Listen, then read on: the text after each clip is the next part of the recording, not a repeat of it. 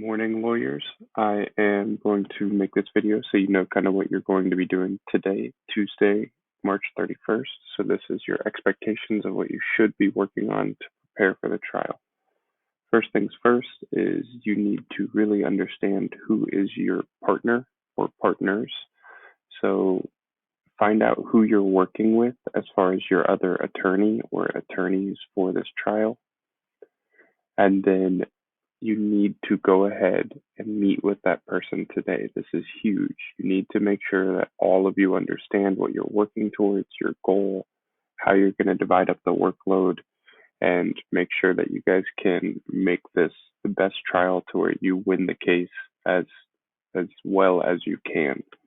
So make sure you have a good understanding from our PowerPoint yesterday, our instructions, the three cases against Genghis Khan and the Mongols, crimes against humanity, excessive brutality, and barbaric warfare, and the explanations are here because this is what the jury is going to have to understand, that Genghis Khan is either guilty of these three things or not guilty. Your job is to either show he is guilty or he is innocent, depending on which side you are on. So make sure that you work very closely with these people. This is going to be key, as well as creating emails to contact or Google Meets, whatever you need to do. Copy me on any email you send so that way I know what is going on in your group. Very important. Copy me in emails so I know what is being said, who is doing what, and who is not doing their job, if that is the case. Next, you need to make sure that you are closely working with your corresponding witnesses. Talk to them, make sure you have an understanding of who they are, make sure they're doing their historical biography because you need that by class on Thursday.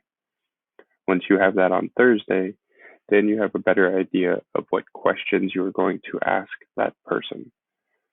The next thing is you also need to be in contact with the opposite side's witnesses because they are responsible for sending you their historic biography as well.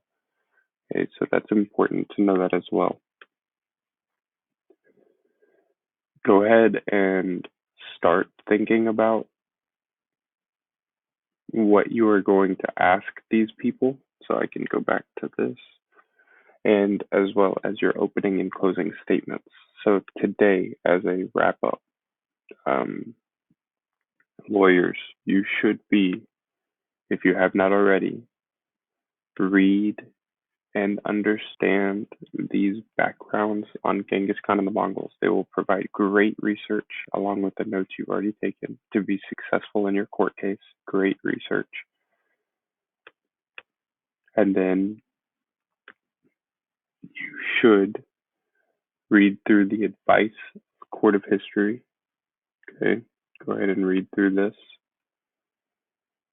So you have your attorneys here.